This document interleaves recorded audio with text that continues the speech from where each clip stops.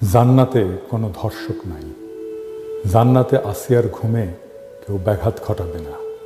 শুনেছি নির্যাতনের শিকার হয়ে মৃত্যুবরণ করলে সে শহীদের মর্যাদা পায়। সেই হিসাবে আমাদের বোন আসিয়া শহীদ। আর কুরআনে আল্লাহ তাআলা বলেছেন, শহীদকে তোমরা মৃত বলো না।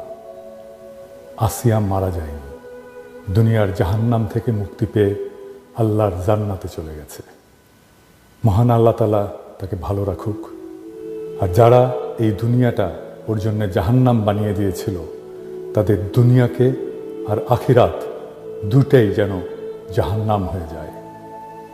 আমরা তো আল্লাহরই, আর নিশ্চিতভাবে আমরা তারই দিকে ফিরে যাব।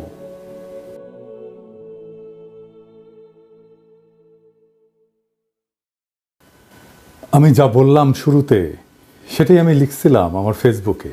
আপনারা অনেকেই দেখছেন, প্রায় 1.5 লাখ লাইক পড়ছিল লেখাটায়। আপনারা হৃদয় দিয়ে, অন্তর দিয়ে আসিয়ার জন্য দেশবাসীর কান্নাকে ধারণ করেছিলেন। কিন্তু ফেসবুক এটাকে বলে কমিউনিটি স্ট্যান্ডার্ড ভায়োলেশন।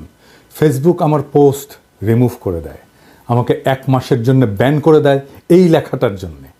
কারণ আমি নাকি ফেসবুকের কমিউনিটি স্ট্যান্ডার্ড ভায়োলেট করেছি। আমি আপিল করেছিলাম, কিন্তু সেই আপিলেও আমার আপিল প্রত্যাখ্যাত হয়েছে, আমার ফেসবুকের পোস্ট রেস্টোর করা হয়নি। আমি একটা প্রশ্ন রাখতে চাই, ফেসবুকের কমিউনিটির বাইরে কি আমরা?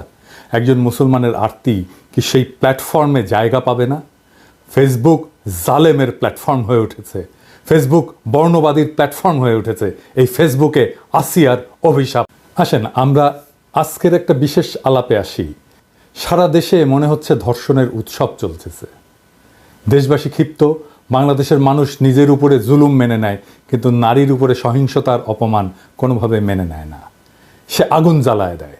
কিন্তু তারপরেও নানা আলাপ আসে নানা জায়গা থেকে। আলাপ আসে পোশাকের শালীনতার। বলা হয় শালীন পোশাক না পরার জন্যেই ধর্ষণ হয়। এমনকি বাংলাদেশে এমন মালও আছে যারা এইভাবে পোস্টার নিয়ে দাঁড়ায় যে অশ্লীল পোশাক পরে পুরুষদের নাকি নারীরা সুড়সুড়ি দেয়। তাই সেইটা তাদের অপরাধ। এডিটর সাহেব, পিছে পোস্টারটা দেখান, এটা হাসিনার আমলে। হাসিনা আমাদের গণতান্ত্রিক অধিকার, ভোটের অধিকার না দিলেও এইসব ফাইজলামির অধিকার ঠিকই দিছিল। এই যে ভাল শুন, তুই যে চর্বি জমাছু, এটা দেখে কত রংধনুর সুরসুরি লাগে তুই জানিস? তোর তো শাস্তি হওয়া উচিত সুরসুরি দেওয়ার জন্যে। তোর তো জেলেত ভরা দরকার। জেলেত গেছু জিন্দগিত? হ্যাঁ রে বালশুন, তোর তো দিনে ভাস্তা সার্ভিস দেওয়া লাগবি, দিনে 40 বার। এবার আসেন দেখি ধর্ষণের দায়টা আসলে কার। ধর্ষণের জন্য নারীর পোশাক দায়ী কি না, এই নিয়ে বিতর্ক বহুদিনের। ইসলামে ধর্ষণের জন্য দায়ী একমাত্র ধর্ষক। কিছু কিছু ইসলামপন্থী মতবাদ নারীকে শালীন পোশাক পরার উপদেশ দিয়ে ধর্ষণ প্রতিরোধের উপায় হিসাবে দেখায়। অন্যদিকে বাংলাদেশের মিলিটেন্ট সেকুলাররা বলে আমার শরীর আমার সিদ্ধান্ত, এই বইলা নারীর ব্যক্তিগত স্বাধীনতার উপরে জোর দেয়। তবে এই দুই চরম অবস্থানের মাঝামাঝি যুক্তিসঙ্গত ব্যাখ্যা কি হতে পারে, সেইটাই আজকে আমাদের আলোচনার বিষয়। নারী এবং পুরুষের যৌন সম্পর্ক পৃথিবীর একটা জরুরি এবং গুরুত্বপূর্ণ সম্পর্ক। এই সম্পর্কের মূল বিষয়টা কি? মূল বিষয়টা হচ্ছে কবুলিয়ত, কবুল করা একে অপরকে। সেই জন্যেই বৈবাহিক সম্পর্কে দুইজনকে কবুল বলতে হয়। এখন একজন কবুল করলো না, সে কবুলিয়ত ছাড়া, সম্মতি ছাড়া সে যৌন সম্পর্ক করলো, সেইখানে কি হইল? সেখানে একজনের সম্মতি ছাড়া তার উপরে বল প্রয়োগ করা হলো। এইটা এখন একজনের উপরে আর একজনের জুলুম।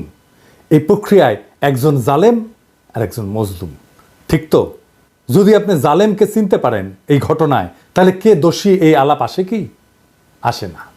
ঠিক একইভাবে রাজনীতিতে আমরা শাসককে কবুল করি ভোট দিয়ে। সেই শাসক যদি আমার কবুলের তোয়াক্কা না করে, সেটাই জুলুম হয়ে যায়। হাসিনা তাই জালেম, হাসিনা তাই জুলুম করছে আমাদের উপরে। বোঝা গেছে ব্যাপারটা? আপনাকে বিষয়টা দেখতে হবে জালেম এবং মজলুম এই কনসেপ্ট দিয়ে, তাহলেই বুঝবেন কার দোষ। এই প্রশ্নটা এখানে আসে না যদি আপনি জালেমকে চিনতে পারেন। তো এই সামাজিক বিতর্কে ইসলামের নানা বিধানের প্রশ্ন আসছে। নানা বিজ্ঞ আলেম নানা মত দিতেছেন। আমার ফেসবুকে এসে অনেকে বলতেছে আপনি কেন এইটা নিয়ে কথা বলেন না। আমি ইউজুয়ালি এই ধরনের বিষয় নিয়ে কথা বলি না। আপনারা জানেন আমি ধর্মীয় বিষয় নিয়ে কথা বলি না। আমার গুরুজন গৌতম দাস বলতেন যে কখনো কোনো ধর্মের কোনো বিষয় নিয়ে ব্যাখ্যা দিবেন না, কারণ আপনার ব্যাখ্যার পাল্টা একটা ব্যাখ্যা থাকবেই। এইভাবে নানা ফেরকা তৈরি হয়। কথা সত্য, আবার এটাও সত্য যে সমাজে যদি একটা বিতর্ক তৈরি হয়, সেইখানে সমাজের একজন বিবেকবান মানুষ হিসেবে সেখানে কিন্তু কিছু বলার থাকে, কিছু মতামত থাকে। তো আমি আমার হাসপাতালের টাইমে পবিত্র কোরআন আর হাদিস থেকে পড়লাম এই সমস্ত বিষয়গুলো নিয়ে, পড়ে যা যা পাইছি, আমার যা যা উপলব্ধি হয়েছে তা আপনাদের সামনে পেশ করতেছি। আমি বলতেছি না যে আমার ব্যাখ্যা গ্রহণ করতে হবে, তবে আমি যা বুঝছি এটা সবার সাথে শেয়ার করলে তো কোনো ক্ষতি নেই। অনেকে কইতে পারেন আপনি ইসলাম ধর্মের বিষয় নিয়ে কথা বলেন কেন? যে কোনো ধর্ম যে কেউ পড়তে পারে তো, তাই না? কোনো বাধা নাই তো। জাকির নায়েকের পড়া নাই এমন কোন ধর্মগ্রন্থ আছে? নাই। তো আসেন আল্লাহর নামে শুরু করি। ইসলামে হক্কুল ইবাদ বলে একটা বিষয় আছে, সেটা কি আমরা একটু দেখি। হক্কুল ইবাদ হইল মানুষের পারস্পরিক অধিকার, একজনের না, পারস্পরিক অধিকার, যা ইসলামে অত্যন্ত গুরুত্বের সাথে বিবেচনা করে। আপনি পশ্চিমে মানবিক অধিকার দেখবেন, মানুষের অধিকার দেখবেন, কিন্তু পারস্পরিক অধিকার, এই হক্কুল ইবাদ, এইটা ইসলামে খুবই ইউনিক একটা ধারণা। ইসলামে এই হক্কুল ইবাদ লঙ্ঘন করা আল্লাহর কাছে ক্ষমার অযোগ্য অপরাধ, যতক্ষণ না ভুক্তভোগী নিজে ক্ষমা করে। ধর্ষণ এমনই একটা অপরাধ যা সরাসরি হক্কুল ইবাদ লঙ্ঘন করে এবং এর মাধ্যমে একাধিক মৌলিক মানবিক অধিকার ক্ষুণ্ণ হয়। কিভাবে? 1 নাম্বার, ধর্ষণ মানুষের ইজ্জত এবং সম্মানের লঙ্ঘন করে। ইসলাম প্রত্যেকটা মানুষের সম্মান এবং মর্যাদাকে পবিত্র বলে ঘোষণা করছে। কোরআন শরীফে আছে, নিশ্চয়ই আমি আদম সন্তানের সম্মান বৃদ্ধি করেছি। ধর্ষণ একজন নারীর বা পুরুষের ইজ্জত, আত্মসম্মান ও মর্যাদাকে ধ্বংস করে, যা সরাসরি হক্কুল ইবাদের লঙ্ঘন। 2 নাম্বার, ধর্ষণ জুলুম। আমরা আগে দেখলাম এবং ইসলামে জুলুম হারাম। জুলুম মানে অন্যায়ভাবে কারো অধিকার হরণ করা। ইসলাম জুলুমকে হারাম ঘোষণা করেছে। হে আমার বান্দারা, আমি নিজের উপরে জুলুম হারাম করেছি এবং তোমাদের মধ্যেও তা হারাম করেছি, সুতরাং তোমরা একে অপরের প্রতি জুলুম করো না। ধর্ষণ একটা চরম জুলুম, কারণ এতে একজন নারী বা পুরুষের জীবন ধ্বংস হয়, মানসিক এবং শারীরিক কষ্ট ভোগ করতে হয় এবং সমাজে অপমানিত হইতে হয়। 3 নাম্বার, ধর্ষণ একজন মানুষের শারীরিক এবং মানসিক নিরাপত্তার অধিকার লঙ্ঘন করে। ইসলামে জীবনের নিরাপত্তা এবং মানসিক শান্তি প্রত্যেক মানুষের মৌলিক অধিকার। কোরআনে বলা আছে, তোমরা কোনো ব্যক্তিকে অন্যায়ভাবে হত্যা করো না, আল্লাহ এটাকে হারাম করেছেন। যদিও ধর্ষণ সরাসরি হত্যা নয়, তবে এতে একজন মানুষের জীবনের মান সম্মান ধ্বংস করে দেয়, মানসিকভাবে তাকে হত্যা করে। 4 নাম্বার, ধর্ষণ নারীর মালিকানার অধিকার লঙ্ঘন করে। ইসলামের প্রতিটি মানুষের নিজের শরীরের উপরে অধিকার আছে। পবিত্র কোরআনে বলা আছে, তোমরা ব্যভিচারের কাছে যেও না, নিশ্চয়ই এটি অশ্লীল কাজ এবং অত্যন্ত নিকৃষ্ট পথ। ধর্ষণ শুধু ব্যভিচার না, এটা জোরপূর্বক শরীরের অধিকার কেড়ে নেওয়া। ইসলামে কাউকে বাধ্য করে যৌন সম্পর্ক স্থাপন করা সম্পূর্ণ নিষিদ্ধ এবং এইটা সরাসরি জোর জবরদস্তি এবং নারীর নিজস্ব অধিকারের লঙ্ঘন। 5 নাম্বার, ধর্ষণ ইসলামের ন্যায় বিচারের নীতি ভঙ্গ করে। ইসলামের ন্যায় বিচার প্রতিষ্ঠা করা বাধ্যতামূলক। কোরআনে বলা আছে, নিশ্চয়ই আল্লাহ ন্যায় বিচার এবং সদাচারের নির্দেশ দেন। ধর্ষণের মাধ্যমে একজন মানুষকে চরম অবিচার এবং অত্যাচারের শিকার হইতে হয়, যা ইসলামের ন্যায় বিচারের নীতির সরাসরি লঙ্ঘন। 6 নাম্বার, ধর্ষণের কারণে সামাজিক বিশৃঙ্খলা সৃষ্টি হয়। ইসলামে সমাজের শান্তি এবং নিরাপত্তা বজায় রাখা অপরিহার্য। কোরআন শরীফে বলা আছে, সাবধান, ফিতনার মানে বিশৃঙ্খলার শাস্তি শুধু সীমা লঙ্ঘনকারীদের উপরেই আসবে না, বরং তা সবার উপরে পড়বে। তার মানে সামাজিক বিশৃঙ্খলার যে দায়, সেটা সবাইকে নিতে হয়, একা কাউকে নিতে হয় না। ধর্ষণ শুধু ব্যক্তিগত অপরাধ থাকে না, তখন এটা সমাজের মধ্যে বিশৃঙ্খলা তৈরি করে, নারীদের নিরাপত্তাহীনতা বাড়ায় এবং সামাজিক ভারসাম্য নষ্ট করে। 7 নাম্বার, ধর্ষিতার প্রতি অবিচার এবং অপমান করা হক্কুল ইবাদের লঙ্ঘনের চরম দৃষ্টান্ত একটা। নবী করিম পিস বি আপন হিম ধর্ষণের শিকার নারীর প্রতি সমর্থন জানায় বলছিলেন, ধর্ষণের শিকার নারী কোনোভাবেই অপরাধী নয়, বরং সে নির্দোষ এবং অপরাধীকে কঠিন শাস্তি দেওয়া হবে। ইসলামে ধর্ষিতা নারীকে কখনোই দোষারোপ করা হয় না, বরং তাকে বিচারে এবং মানসিক সহায়তা দেওয়াই প্রকৃত ইসলামী বিধান। তবে কিছু ইসলামপন্থী গোষ্ঠী মনে করে নারীর পোশাক ধর্ষণ প্রতিরোধে ভূমিকা রাখে। তাদের যুক্তি, পোশাক উস্কানি সৃষ্টি করতে পারে। শালীন পোশাক সমাজে ধর্ষণের হার কমাতে পারে।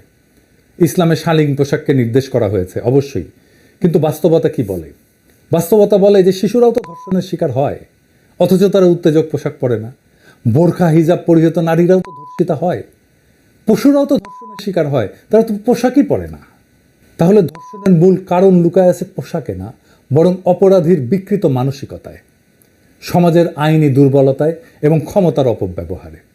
আবার উল্টা দিকে মিলিট্যান্ট সেকুলাররা মনে করে যে প্রত্যেকটা মানুষের শরীরের উপরে তার নিজস্ব অধিকার আছে, নারী যা ইচ্ছা তাই পড়তে পারবে বা করতে পারবে, রাষ্ট্র বা সমাজের হস্তক্ষেপ এখানে অগ্রহণযোগ্য। আপনি কি যা খুশি তাই পড়তে পারেন? আসলেই পারেন? পারেন? পারেন না তো। আপনি কি লুঙ্গি পরে ঢাকা ক্লাবে ঢুকতে পারবেন? পারবেন না।